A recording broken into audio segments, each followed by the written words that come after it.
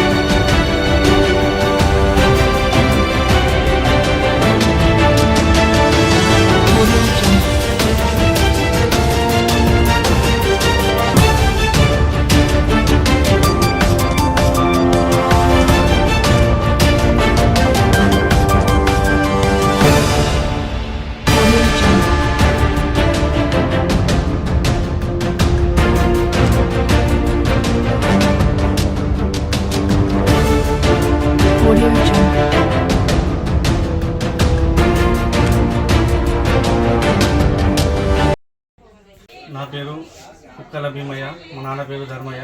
నేను జగిత్యాల వాస్తవ్యులను. మాది గణేష్ నగర్ మంచినీళ్ళ బావి. రాత్రి వర్షం సంభవిస్తున్న సమయంలో సుమారు 2-2:30 మధ్యలో మేము నిద్రిస్తున్న సమయంలో మా ఇంట్లో షార్ట్ సర్క్యూట్ జరగడం జరిగింది. దీని ద్వారా ఆస్తి నష్టం